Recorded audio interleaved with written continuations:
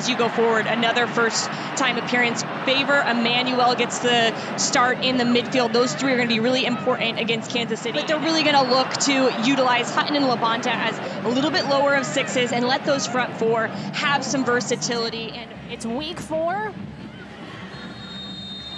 Let's cap off the night on Ion. Kansas City, San Diego, their first meeting this season. Nichelle Prince out ahead. Cooper. Shawinga in the box. Shawinga shoots. Sheridan blocks. Armstrong. On offense, well, defense, it's 2 passes, Maura. And from Cooper, she finds the space in behind. Shawinga meets it there. Prince. Slotted into Hutton. Claire Hutton from outside the box. Takes a shot. Sheridan has it. And she's going for it. We talked to her this week. There's Vlatko Andonovski's second season as a Kansas City head coach. Of course, he's a 2-time NWSL championship with FC Kansas City. Rodriguez. Again on the cross. Debinha waits on it. Fires. Debinha! 50 goals in her NWSL career, and Kansas City leads. Still bouncing. It's difficult to hit the ball off this volley, but it's not difficult if you're Debinha. She turns her hips to get a side volley, and it's a short little snappy swing across her body, far post netting. Kaylin Sheridan can't get there quick enough.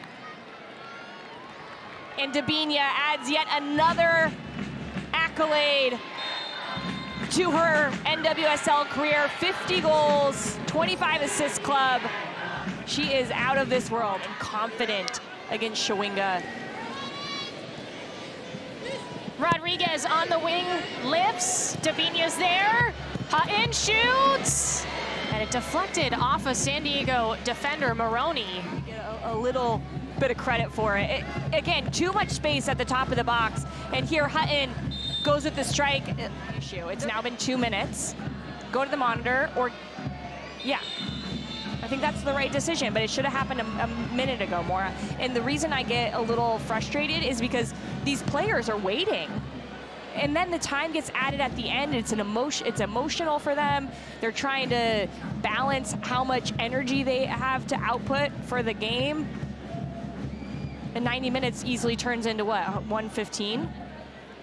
So, 1:05? It was a lot. I didn't know if we were going extra time with that. Well, so that is what they're looking at. A handball. Does this hit McNabb's hand? Griggs, our center official, reviews now. Then obviously it's a big swing too for San Diego, because if this is a penalty and Labonta steps up, this could easily be a 2-0 game. It's funny, that angle to me, well, her arm does fly backwards, but that doesn't look as evident to me as the other one. The other one looks like it hits her arm. That one to me looks like it hits her thigh. And it's not a natural position, so if it hit her arm, it's a handball. Well, natural here with the shot, it shouldn't matter, right? Because naturally, yeah, your arms are gonna get a little wider when you're trying to block a shot. But does it make her bigger is the question, and it does. Penalty. Kansas City has an opportunity to go up 2-0 on San Diego at Snapdragon Stadium. It's the right call. From what we saw from that one angle that looks most definitive, from the top of the box going towards the goal, it looked like it hit off the arm of McNabb. So, no surprise, Lo Labonta steps up to take this. She's 10 for 11 all-time from the spot. Kaylin Sheridan has the most penalty saves in NWSL history. She saved 9 of 30 that she's faced. So this is kind of a fun battle.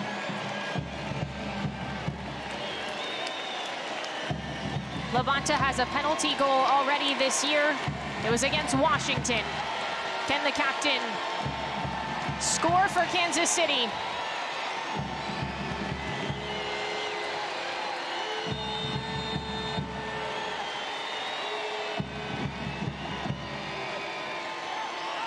Labonta, yes!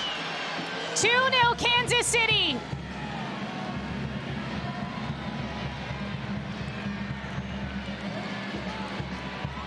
And there's a lot to dance about.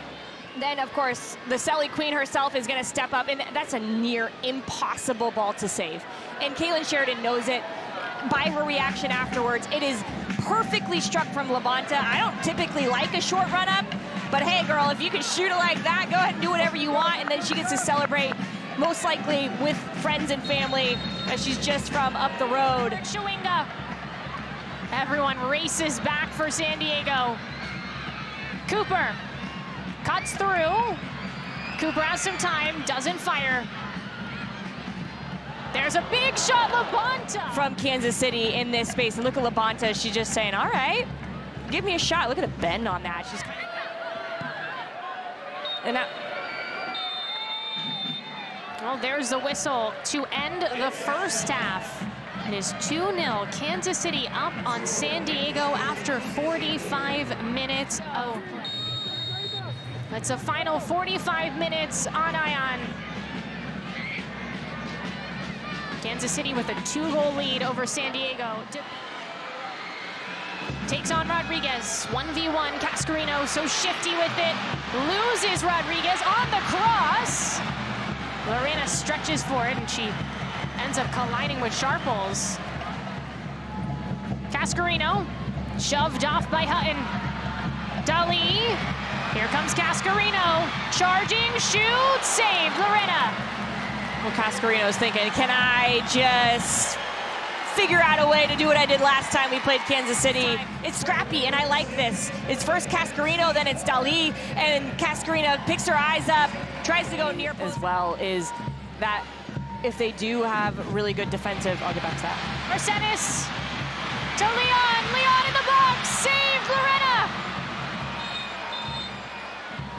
Kansas City's doing in the middle of the field, and here it's the far side. Marcenis finds it. It's a great leading pass to Leon, but she has a heavy touch, can't get the ball back under her foot there. But that is excellent. Melanie Barcenas plays that ball exactly where it needs to be played with the right speed of play. But Lundqvist will add sophistication to the way that they build, help them get in attack. Maroney, Ascanio shoots, denied. Lorena, no. Well, the 17-year-old was close. Didn't get a clean strike on that. She was falling backwards. Nice ball, McMahon now from McCaskill. McMahon shoots, didn't have enough power. She just rushed it slightly. She had time to take a touch, set herself up as onto her left foot and strike it. She just swings at it. And there's going to be slight disappointment for San Diego in this, but man, so many learning lessons. How do we break down a team who presses us like this? How do they implement? We barely got to see them create the box in midfield that they like to build out of and through, and you can see it right here, but they're not finding those deeper players in Ascanio and Barcenas as much.